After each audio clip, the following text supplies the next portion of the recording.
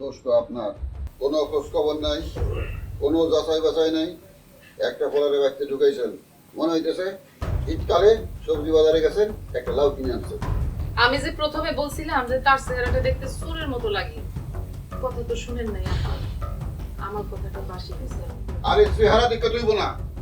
আশ্চর্য, চেহারা দেখলেই তো সব বোঝা যায়। না আপু, এই ছেলে কোত্থেকে আসলো, কি করলো না করলো কিছুই জানলাম না, সবই তো আপনি জানেন। এখন আপনি দেখেন কি কি হয়েছে না হয়েছে।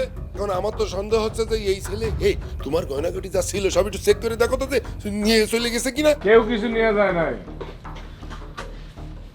আব্বা, আপনি হলে কেন? আরে উনি তো আপনার আব্বা না, উনি আমার আব্বা। জামাই বাবুজি, আমি আমার বিয়েকে আসতে বলছি। হ্যাঁ, আরে এই, তোর লজ্জা করে নাই? এই কাজের ছেলের হাত ধরে তুই বাইরে চলে গেছস? সি সি সি সি সি, চুপ চুপ।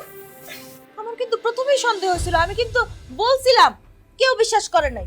আব্বা আমি ভুল করে ফেলেছি, আব্বা আপনি আমার মাফ করে দেন, আমি ওরে ভালোবাসি আব্বা। তুই যে রবিনরে ভালোবাসোস এটা আমি জানতাম। মুরব্বি, আপনি আমার নাম কেমনে জানেন? ওই যে নুরুল্লাহপুর মীরবাড়ি, তোমরা 3 ভাই। ইকবালরে আমি দায়িত্ব দিছি তোমাদের প্রেমের পরীক্ষা নেওয়ার জন্য। তোমরা তোমাদের সব পরীক্ষায় পাশ করছো, তোমরা পাস। ওই কিসের পরীক্ষা, কিসের পাস?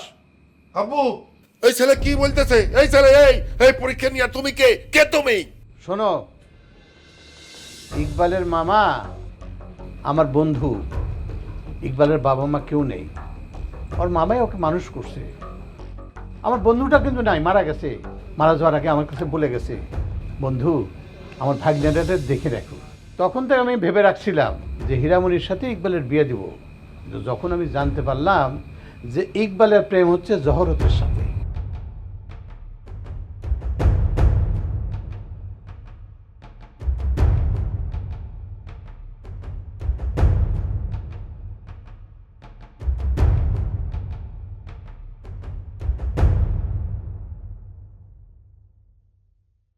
তখন আমি ওর দায়িত্ব দিছি। এবার ডাকেন বাইরে।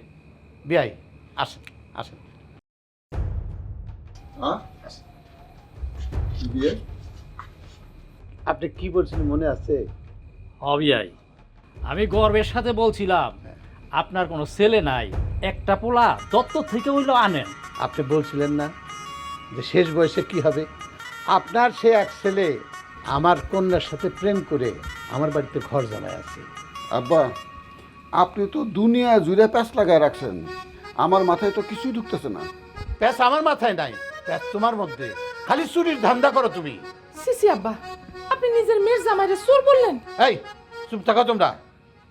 বিয়াই, আজকে আমার খুশির দিন। এই খুশির দিনে আমার 2 মেয়ের বিয়ে একসাথে দেব।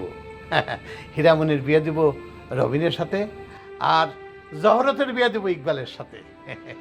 আমার একটা কথা আছে, আমি বিয়ে করতে পারবো না। এই ফাজিল ছেলে, এই এতদিন ধরে আমার শালীর সাথে প্রেম করেছো, এখন বলতেছো যে বিয়ে করবো না? একদম ঘরের ভিতরে নিয়ে হাত পা একদম বেঁধে রেখে দেবো। আমার পক্ষে ঘর জমায় থাকা সম্ভব না। ঘর জমায় থাকাটা সম্মানের কিছু না। দুলা ভাই, আমার বাড়িতে আমার 2টা বড় ভাই আছে, তারা দুজনই ব্যাচেলার, অবিবাহিত। তাদের রাইখা যদি আমি বিয়ে করি তাইলে তারা ওরা ত্যায্য করে দিবে। কে তোরা বাইর করে দেবো বাড়ি থেকে? আরে বড় ভাই তুমি? হ্যাঁ, পুত্রারে আমি আসতে বলছি। পুত্রাই তো আমার ভুলটা ভাঙায় দিচ্ছে। আমি রবিনের বড় ভাই। রবিনকে? যে ছেলেটা আপনাদের বাড়িতে চাকর হয়ে আছে সেই রবিন। আমি জানি আপনি আপনার মেয়ের বিয়ে দিচ্ছেন, পাত্র ঠিক করেছেন, কিন্তু আপনি জানেন যে আমার ছোট ভাই রবিন আপনার মেয়েকে পছন্দ করে, ওরা দুজনকে ভালোবাসে। এই যে আঙ্কেল, আপনি যে সবাইকে আপনার মেয়েদের বিয়ে দিয়ে ঘর জামাই করতে চাচ্ছেন, এটা কি ঠিক? যেই ছেলেগুলোকে আপনি ঘর জামাই করতে চাচ্ছেন, আপনি কি কখনো তাদের পিতামাতার কথা চিন্তা করে দেখেছেন? তারা কেমন আছে, তারা খেতে পাচ্ছে কি না? বাবা মা তো অনেক কষ্ট করে ছেলে মেয়েদেরকে লেখাপড়া করিয়ে আশা করে যে তাদের দুঃসময় তারা তাদের পাশে থাকবে। আপনি যেমন আপনার মেয়েদেরকে অনেক ভালোবাসেন এবং সবাইকে ঘর জামাই করতে চান, ঠিক তদরূপ ছেলের বাবারা কিন্তু চায় তারা যখন অসহায় হয়ে যাবে তাদের ছেলেরা তাদের পাশে থাকবে। এইটাই নিয়ম আঙ্কেল। সমাজে তো সে সবাই ঘর জামাই হয়ে থাকে, তাহলে আপনিই বলেন একটা সময় সমাজের কি অবস্থা হবে। কিন্তু ওরা তো আমাকে কিছুই বলে নাই। ওরা ভয় বলেনি আপনাকে, আমাকেও বলেনি। আমরা দুই বড় ভাই এখনো অবিবাহিত। রবিন সেজন্য আপনার মেয়ের কথা আমাদেরকে বলতে পারেনি। ও কখনই চায়নি বড় দুই ভাইয়ের আগে ও বিয়ে করুক। এখন আপনি যদি আপনার মেয়েকে বিয়ে দিয়ে দেন, তাহলে রবিন কিন্তু ওকে নিয়ে পালাবে। আমি সেই ভয়টা পাচ্ছি। আর আপনি একবার চিন্তা করে দেখেন, ওরা যদি পালিয়ে যায় তাহলে কার ক্ষতি হবে? সবচেয়ে বড় ক্ষতি হবে আপনার এবং আমাদের। ওরা যদি কোনো বিপদে পড়ে তাহলে আমাদের সবচেয়ে প্রবলেম হবে। তাই বলি কি আঙ্কেল, সব কিছু ভুলে গিয়ে আপনি ওদেরকে মেনে নেন। আপনি যদি আমার ভাইকে ঘর জামাই রাখতে চান, আমার ভাই জীবনও এটা করবে না। আমি কিন্তু আমার ভাইকে জানি। সুতরাং এই কাজটা আপনি করেন না। আপনি এটা মেনে নেন এবং আপনার মেয়েকে আমাদের বাড়িতে পাঠিয়ে দেন। আমরা ওকে আমাদের বোনের মতন করে আদরে রাখব, যেমনটি আপনি রাখেন। আঙ্কেল, আমার কথায় কিছু মনে করেন না, আপনি ওদেরকে মেনে নেন।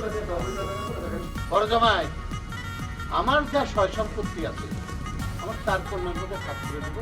যার যার পরিবার নিয়ে সে সুখে থাকবে। কিন্তু আব্বা, আপনার কি হবে? আপনারা কে দেখবে? আমার ইকবাল দেখবে। ওর তো বাবাও নাই, মাও নাই, আমি ওর কাছে থাকবো। তাই ঘর জামাই থাকতে হবে না, আমি তোমার বাড়িতে যা উঠবো। তাহলে আর দেরি কেন? আমাদের বাড়ির বউ আমাদেরকে বুঝাই দেন, আমরা নিয়ে যাই। তাইলে আর দেরি কেন বিয়াই, চলেন। শুক্র আলহামদুলিল্লাহ।